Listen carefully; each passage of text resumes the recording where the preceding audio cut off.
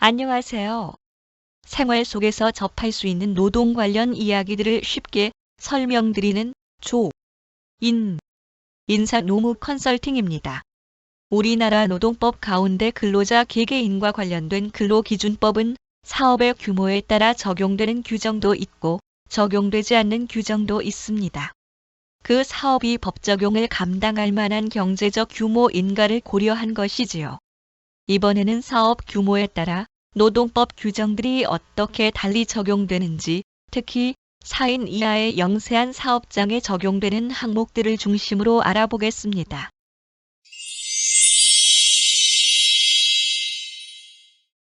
근로기준법 제11조는 이 법의 적용 범위를 기술하고 있는데 제1항에서 이 법은 상시 5명 이상의 근로자를 사용하는 모든 사업 또는 사업장에 적용한다고 되어 있습니다.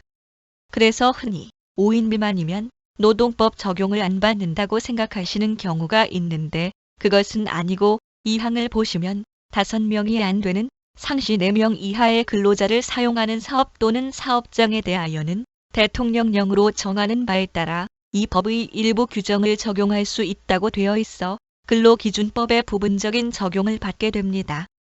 그래서 대통령령인 근로기준법 시행령을 추적해 들어가 보면 제7조에서 법 제11조 제2항에 따라 상시 4명 이하의 근로자를 사용하는 사업 또는 사업장에 적용하는 법 규정은 별표 1과 같다고 되어 있습니다. 별표. 다시 추적해 보겠습니다. 법전에서는 조항만 나와 있는데 그 조항이 무엇인지를 친절하게 적어드렸습니다. 일단 관심 있으신 분은 캡처를 해주시고요. 그냥 봐도 머리 아프게 생겼네요. 그래서 적용받는 것 말고 적용되지 않는 규정을 다음에 다시 정리해봤습니다. 보시기에 조금 나아지셨나요?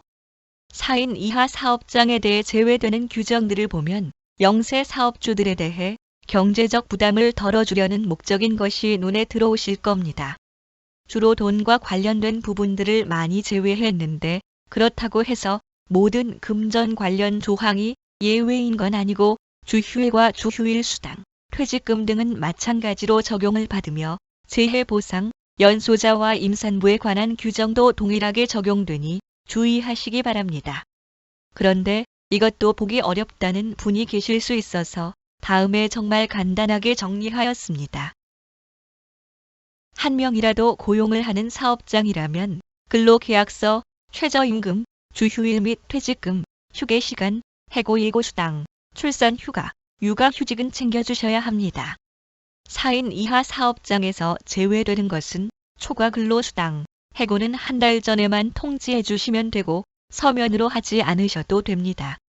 연차 휴가, 휴업수당 없고요. 기간제 근로자도 2년 이상 사용하실 수 있습니다. 취업규칙 작성 안 하셔도 되고 산업안전 관련 교육도 해당 사항 없습니다만 산재 적용은 받으십니다. 그리고 생리휴가도 안 주셔도 됩니다. 이것도 보기 어렵다면 더 이상 해드릴 수 있는 방법이 없습니다. 마지막으로 참고 삼아 말씀드리면 상시 근로자 수가 증가하면서 노동법적인 의무사항이 많아집니다. 큰 것만 보면 5인 이상이 되면 근로시간과 임금에 대한 여러 가지 조항들이 적용되고 10인 이상이 되면 취업규칙에 대한 작성 의무가 발생합니다. 그리고 30인이 넘어가면 노사협의회와 고충처리위원회를 설치해야 하고 50인이 넘어가면 산업안전보건위원회를 만들어야 합니다. 경제적 규모가 큰 만큼 사회적 책임도 뒤따르는 거겠죠. 오늘은 사업장 규모에 따라 노동법 적용이 어떻게 달라지는지를 살펴보았습니다. 혹시 더 궁금하신 부분이 있으시면 조인 인사노무 컨설팅 02-707-2253번으로 문의 주시기 바랍니다. 약은 약사에게, 인사노무 상담은 조인에게. 들어주셔서 고맙습니다.